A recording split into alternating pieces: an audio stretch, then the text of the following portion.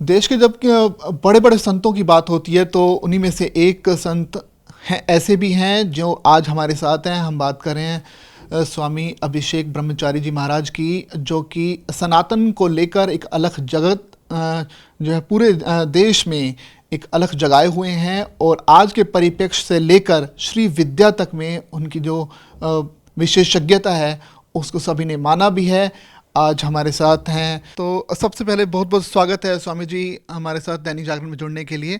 स्वामी जी, मेरा पहला जो सवाल है आपसे कि देश में आज के दिन सनातन को लेकर जो माहौल है उसके बारे में आप क्या सोचते हैं? सनातन के प्रति लोगों का उत्साह है और हम ये देख रहे हैं कि जब भगवान राम के पावन मंदिर का निर्माण हुआ, भगवान उसमें विराजमान हुए और जो कुंभ की धूम मची, जिसमें हमको लगता है कि यूथों की संख्या बढ़ गई, तो यह तो प्रमाण दे रहा है कि सनातन के प्रति लोगों का उत्साह है। परंतु एक बात हम जरूर करना चाहते हैं कि सनातन सनातन सनातन हम लोग सब कर रहे हैं। सनातन की मूलभूत परिभाषा क्या है, उस पर भी हम लोगों को विचार करना चाहिए। उस संस्कार के विचार को क्रियान्वयन रूप में कैसे प्रस्तुत किया जाए, यह एक बड़ी भारी विडंबना है। हम लोग देखे हैं कि शास्त्रों में ऐसे लोग हो जाते हैं कि इसमें काल नेमी भी बन के घूमने लगते हैं। तो सनातन का चोला ओढ़ के असनातन का काम न हो, इसको विचार करते हुए सनातन के मूल स्वरूप को स्थापित करने की जो आवश्यकता हमारे पूर्वजों ने की है, चाहे कर रहे हैं, इसमें सबसे प्रमुख नाम स्वामी कृपात्री जी महाराज का आता है, आदि शंकराचार्य जी भगवान का आता है, जिन्होंने सनातन के मूलभूत स्वरूप को प्रस्तुत किया और सनातन के मूल बिंदुओं पर विचार करते हुए उसके स्थापना करने का प्रयास किया। यह सनातन का मूलभूत स्वरूप हम लोग युवाओं के प्रति जो सनातन के की लहर है उसको बताना जरूरी है।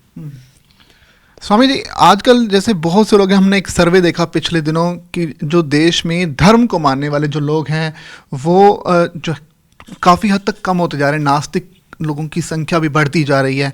और दूसरी तरफ हम ऐसी विचारधारा की बात करते हैं जो धर्म के लिए, धर्म की तरफ लोगों को लाने की बात करते हैं, चाहे हम सनातन की बात करें या फिर किसी और धर्म की बात करें। तो जो माहौल बन रहा है, उस माहौल को इस सरकार के दौरान किस तरह से ढाला गया? क्या आपको लगता है कि इस सरकार के दौरान पहले से ज़्यादा बेहतर कार्य हुए हैं, धर्म के प्रति उत्थान की भावना जो है लोगों के मन में ज़्यादा जागी? और तीसरी बात जो ये कि युवा जो आकर्षित हो रहे हैं, धर्म के प्रति रुचि ले रहे हैं, ये एक नया संदेश जा रहा है। 2014 से 2025 में हम लोग आ गए हैं। हमने ये देखा है कि सरकार बारीकियों से विषयों पर काम कर रही है। जिस तरह से 370 खत्म किया गया वो तो दूसरा नहीं ही कर सकता है। राम मंदिर की स्थापना जिस तरह से भव्यता से, दिव्यता से सरकार ने किया, इसकी सराहना तो हम कर ही रहे हैं। तो सरकार बड़े तरीके से युवाओं को घुमा रही है। जो नदी की धारा अगर पूरब बह रही तो उसको दक्षिण करने का जो सरकार का एक सुनियोजित और व्यवस्थित प्रयास है, तो उसकी हम सराहना करते हैं। हम देख रहे हैं कि आज जब लाल चौक पर झंडा फहराना दुर्लभ था और आज हर युवा अपने हाथ में तिरंगा ले जाके वहाँ गाड़ देता है, रख देता है, वहाँ सेल्फी ले लेता है। तो यह तो कहीं ना कहीं सरकार की सफलता का श्रेय होता है। सरकार उसके लिए सफल है, जो इसका श्रेय उसको देना चाहिए। तो कहीं ना कहीं सरकार बड़ी मुस्तैदी के साथ राष्ट्र के प्रति, धर्म के प्रति और समाज के प्रति लोगों का एकीकरण जो कर रही है, यह सरकार ही कर सकती है। और यह सरकार, अभी हम लोगों ने देखा कि जो विश्वनाथ कॉरिडोर बना दिया गया, वह भी एक सब लोगों के मन में उत्साह, पहले जाने के पहले लोग डरता था कि कहीं ज्ञानवापी से कोई ईंट पत्थर हमारे बीच नहीं आने लगे। तो वह तो काम खत्म हो गया है। अब छोटा मोटा एक काम बचा हुआ है जो हम लोग चाहते हैं कि सरकार गोरक्षा पर पूर्ण प्रतिबंध लगाए। और दूसरा काम है कि हम कृष्ण लला हम आएंगे, मंदिर वहीं बनाएंगे। तो यह काम एक सरकार के माध्यम से करना है। और निश्चित रूप से हम लोग नरेंद्र मोदी जी जो भारत के प्रधानमंत्री हैं, सफल प्रधानमंत्री हैं, उनसे यह अपेक्षा और आशा दोनों करते हैं कि यह कार्य भी उनके माध्यम से अति शीघ्र संपन्न होगा और हम लोग वहाँ जाके कृष्ण लला की जय हो, कृष्ण लला की जय हो करते रहेंगे। स्वामी जी, बहुत अच्छा आपने ये जो मुद्दा है ये उठाया, क्योंकि हमने पिछले दिनों देखा कि जैसे रामलला का एक बहुत ही भव्य मंदिर का निर्माण हुआ है अयोध्या में, और उसके बाद से अब डिमांड जो यही हो रही है कि काशी में और मथुरा में भी एक मंदिर होना चाहिए। और जो मंदिर है, हमारी जो आस्था इसमें बहुत ज़्यादा टिकी हुई है, हमारी आस्था का बहुत बड़ा प्रतीक है। सरकार तो अपने स्तर पर योगदान करेगी, संत समाज किस तरह से इस स्तर में आगे जुटा हुआ है, और आपकी तरफ से हम क्या अपेक्षा कर सकते हैं कि किस तरह से आप भी इस मंदिर के वापस अपनी प्रतिष्ठा को में लाने के लिए किस तरह से योगदान देंगे? देखिए, संत समाज कभी भी सोता नहीं है। यही जग जामिन जागई जोगी परमार्थी विप्रपंच वियोगी। जो भी साधु होता है वो सोता है, वो निरंतर कार्य करता है। अगर शरीर से सफल नहीं होता है तो वह जपमाला लेके जप करता है और ईश्वर से प्रार्थना करता है कि हमको वो ताकत दे कि हम कुछ कर पाए। तो संत समाज निरंतरता के साथ प्रयास कर रहा है, और सरकार और संत का एक समन्वय होना चाहिए, जो यह सरकार बना रही है। और विश्वनाथ का मंदिर बन गया है, अब जो थोड़ा मोड़ा अंश इधर उधर किसी दूसरे रूप में, दूसरे प्रारूप में खड़ा है, उसको हटा के और पुनः उसमें जो भगवान है उन पर हम लोग जलाभिषेक करना बाकी है। तो वो हमारा स्थान है, परंतु उसका नाम दूसरा दे दिया गया है। उसको भी हम लोग शीघ्र प्राप्त करने के लिए प्रयत्नशील हैं और अपेक्षा भी कर रहे हैं कि सरकार हमारा सहयोग करेगी। जो भगवान कृष्ण लला के मंदिर की बात हो रही है, तो वहाँ भी हम लोग निरंतरता के साथ प्रयास कर रहे हैं और सरकार भी हम लोग का सहयोग करेगी। इसका एक प्रारूप बन रहा है, उसका प्रारूप बनाएंगे, और हम लोग अहिंसात्मक तरीके से, हम लोग अनुनय विनय के माध्यम से चाहेंगे कि वहाँ कृष्ण लला के मंदिर की स्थापना माननीय मोदी जी के कर कमलों द्वारा हो। यह हम लोग की भावना और अपेक्षा है, और मोदी जी इसमें निश्चित रूप से सफल होंगे।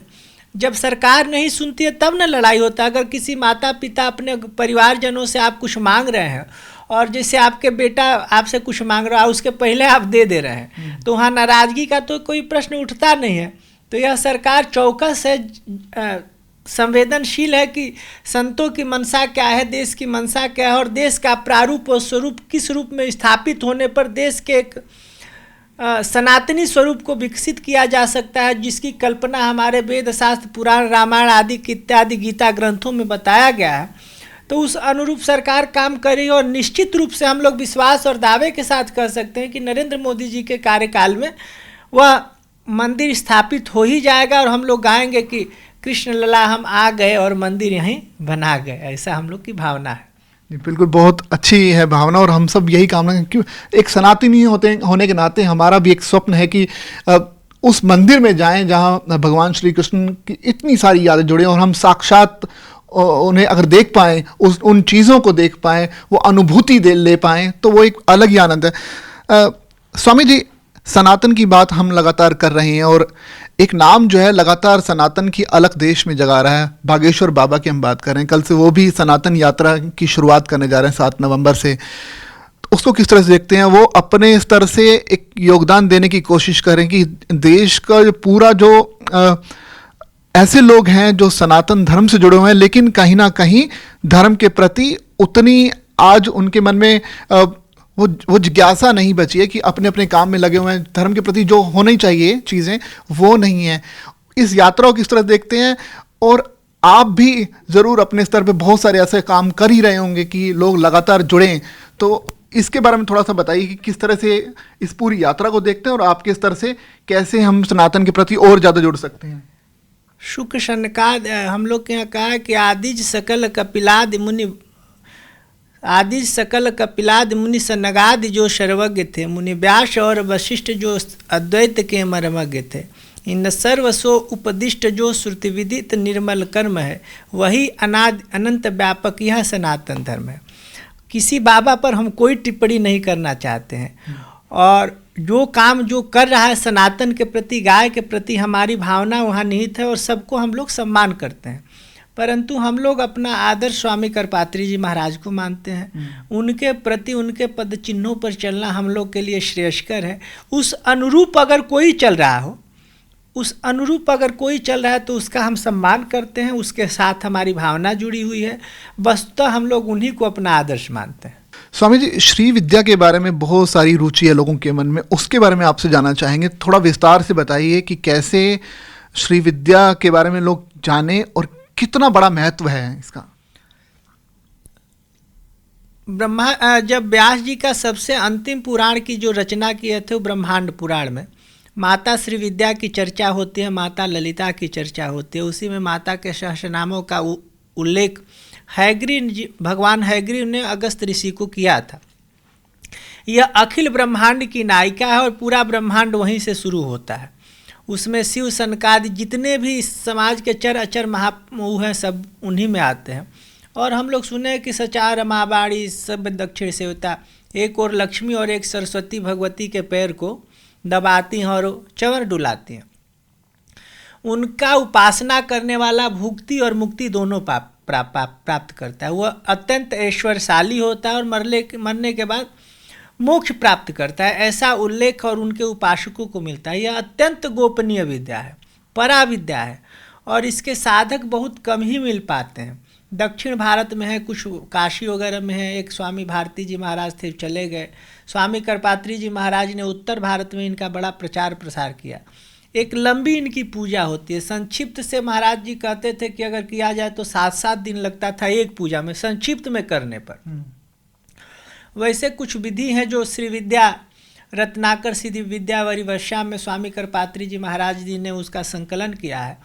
तो उसमें इस विधा को बताया गया है। पात्रा उस सबसे पहले कर न्यास, अंग न्यास, वायु नक्षत्र न्यास, वायु न्यास सब हो जाता है। उसी में करने में 1.5 घंटा लगता है न्यास में। उसके बाद जब न्यास से आगे बढ़ता है लोग तो भगवती का वो पात्रा साधन वगैरह होता है। कई प्रकार के बर्तन होते हैं, उसको स्थापित किया जाता है तंत्र विधि से। पहले उसका लेखन होता है, फिर उस कलश आदि की स्थापन किया जाता है। विशेष सामान्य अर्घ पात्र, उस शंख होता है, फिर आत्म पात्र, शुद्धि पात्र, गुरु पात्र, ऐसे करके किया जाता है। स्नान आदि करने के बाद 64 प्रकार से भगवती की पूजा की जाती है। भोग आरती के बाद फिर अब यहाँ से पूजा शुरू होता है। इतनी तैयारियाँ हो गई। उसमें अब आवरण पूजा होता है, जिसमें गुरु पूजा पहले, सबसे पहले इसमें गणपति पूजा हर पूजा में होती है। यहाँ गुरु पूजा पहले शुरू होती है, फिर गुरु मंडल की पूजा होती है। उसके बाद आवरण पूजा होता है। जो श्रीयंत्र आप लोग देखे होंगे तो श्रीयंत्र में आवरण होता है, उसके प्रत्येक नवारण पूजा होता है। 9 आवरण में पूजा, प्रत्येक एक आवरण की एक अधिष्ठात्री देवी होती हैं, फिर उनमें कई देवी होती हैं, फिर एक आवरण की एक अधिष्ठात्री देवी होती है, फिर इसी तरह करते करते जो बिंदु मध्य वसती भगवती, बिंदु में भगवान कामेश्वर के अंक में विराजमान होती हैं, उनकी पूजा होती है। उसके बाद भगवती का भोग आदि होता है, फिर बलि होती है। बलि के बाद मैंने लंबी प्रक्रिया है जिसको इतना विस्तार से बताया नहीं जा सकता है। यह पर अत्यंत गोपनीय विधा है, परंतु जो संक्षिप्त बताया जा सकता है उसको हमने बताने गए। उसके मंत्र होते हैं, दीक्षा होती है, दीक्षा करने वाला अधिकारी उसमें बैठता है। उसमें भी यह है कि महिला जो होती है इसमें उनको मंत्र ज़्यादा सिद्ध होता है। पुरुषों में बड़ा विधान होता है। स्त्री अगर आए तो अभी स्त्री आए तो तुरंत उनको दीक्षा दिया जा सकता है। ऐसे करके इसकी एक लंबी प्रक्रिया होती है। उसके बाद ये तो हो गया, फिर वाराही, वार्ताली, सब माने जो तंत्र की जितनी प्रक्रियाएं होती हैं सब श्री विद्या में निहित होती हैं। और सबकी अधिष्ठात्री माता राजराजेश्वरी त्रिपुर सुंदरी है। और इनके उपासकों को जो भी इनकी उपासना करता है, तो उपासना करने वालों को अगर गुरु के सान्निधान में बैठ के वह परंपरा से करे, जैसे ये नहीं कि पुस्तक में मंत्र दिया और लेके पढ़ने लगे, इसका कोई मतलब नहीं है। गुरु के देख रेख में, जैसे मेडिकल की पुस्तक होती है उसमें सब कुछ लिखा होता है, उसको आप पढ़ नहीं पाते, किसी यूनिवर्सिटी के माध्यम से उसको प्रमाणिक सर्टिफिकेट लेना पड़ेगा कि आपने डॉक्टरी कर लिया है। उसी प्रकार अगर आप गुरु परंपरा से पढ़ रहे हैं, गुरु परंपरा से इसको अगर प्राप्त किए हुए हैं और उसकी उपासना गुरु के निर्देशन में होके करते हैं, तो निश्चित रूप से यह परा विद्या आपको परम तत्व को प्राप्त कराएंगी, परम तत्व को देंगी, जिसकी आकांक्षा और अपेक्षा इस समाज में रहने वाले प्रत्येक व्यक्ति को होता है। स्वामी जी, इसके बारे में अगर कोई डिटेल से जानना चाहे विस्तार से, तो कहाँ देखे, कहाँ चेक करे, या फिर कोई पूरी साधना करना चाहता है, किसी गुरु का ज्ञान लेना चाहता है, तो कैसे ले? योग्य गुरु की तलाश की जानी चाहिए। करते करते आप जब पत्रकारिता जगत में आए और दैनिक जागरण का माइक आपके हाथ में है, तो आपके प्रयत्न से जब यह मिल जाएगा तो वह भी मिल जाएगा, यही मिल जाएगा सफ़र साथ चलने से। निश्चित रूप से आप उस परम तत्व को प्राप्त कराने वाले गुरु को प्राप्त करेंगे भगवती की कृपा से। और मन से अगर आप कहेंगे तो भगवती आपको किसी न किसी रूप में उस महाज्ञानी को भेज ही देगी जो परम तत्व का बोध करा सकता है। स्वामी जी, कृपात्री जी की आपने बात की और कृपात्री जी के मार्ग पे आप चल भी रहे हैं। क्या संदेश आज के युवा समझें, अगर संक्षिप्त में बताएं तो ऐसी कौन सी चीज़ है जो कृपात्री जी ने बोली और आज वो फलित हो रही है? ज़्यादातर तो चीज़ें फलित हो ही रही होंगी, लेकिन फिर भी ऐसी चीज़ें जो हम सामान्य जीवन में अक्सर देख नहीं पाते लेकिन वास्तविक तो वो है। स्वामी कृपात्री जी महाराज आदि शंकराचार्य के अवतार के रूप में जाने जाते हैं और हम लोग की भावना भी यही है कि वो आदि शंकराचार्य जी के अवतार है। स्वामी कृपात्री जी महाराज के का जीवन एक देख लीजिए। एक प्रतापगढ़ से निकले, वहाँ गिरहस्थ तक जी गए, वहाँ से ब्रह्मचारी से लेके और खट दर्शन आदि का जो अध्ययन करने के बाद शास्त्रों के परम गति को प्राप्त करने वाले महापुरुष जो आपने नहीं सुना होगा। आप पत्रकार हो सकते हैं, लेखक हो सकते हैं, वक्ता नहीं हो सकते हैं। वक्ता हो सकते हैं तो विचारक नहीं हो सकते हैं। अगर विचारक भी हो सकते हैं तो उपासक नहीं हो सकते हैं। उपासक नहीं होंगे तो तितिक्षा आपके पास नहीं होगी। तितिक्षा अगर आपके पास है तो वो भक्त हृदय नहीं हो सकता। सबकी एक अलग अलग विधा है, परंतु अनेकानेक का समन्वय स्वामी कृपात्री जी महाराज में देखने को मिलता है। स्वामी कृपात्री जी महाराज जैसे एक पुस्तक के संग्रहालय में हर प्रकार की पुस्तकें मिल जाती हैं, उसी तरह से धर्म सम्राट स्वामी जी को के जीवन को देखेंगे तो सब प्रकार का उनमें सम्मिश्रण था, सब प्रकार के वो खजाना थे। उन्होंने जो किया करा वो दूसरा नहीं। आज देखिए जितने भी साधुओं को देखिए, कहीं ना कहीं एक सरकार के चाहे एक विपक्ष के पक्ष को पकड़े हुए हैं। निरपेक्ष चलने वाला साधु आपको कहीं दिखाई दे रहा है? हर साधु की बात करें, हम अपनी भी बात कर रहे हैं, वो कहीं ना कहीं या तो सरकार का गुणगान कर रहा है, चाहे विपक्ष के किसी को पकड़े हुए है। सरकार, मुख्यमंत्री, प्रधानमंत्री, फलना ढिमका, इसमें उनके समय में वो प्रखर विरोधी स्वामी जी उन सरकार के नीतियों को रहे जो सनातन धर्म के अनुरूप नहीं रहे। उन्होंने कभी किसी से समझौता नहीं किया। और तत्कालीन आप मिसेस गांधी को का कृत्य सब दुनिया जानता है कि स्वामी जी का जो प्रत्यक्ष रूप से अप्रसन्नता थी, जिसको बहुत लोगों ने फेसबुक आदि के माध्यम से वो किया था, उसका परिणाम आप लोग देख ही रहे हैं। तो स्वामी कृपात्री जी महाराज इस देश के संरचना में बड़ा योगदान रहा। जो राम मंदिर का प्रथम आंदोलन हुआ था, चाहे उसकी पृष्ठभूमि बनी थी, उसके केंद्र में स्वामी कृपात्री जी महाराज आते हैं। उन्होंने बहुत पहले ही कहा था कि हमारे भगवान 3 जगह कैद में है, अयोध्या में, मथुरा में और काशी में। और महापुरुषों का जो संकल्प होता है, सत्य संकल्प होता है, उसको पूरा होने से कोई रोक नहीं सकता है।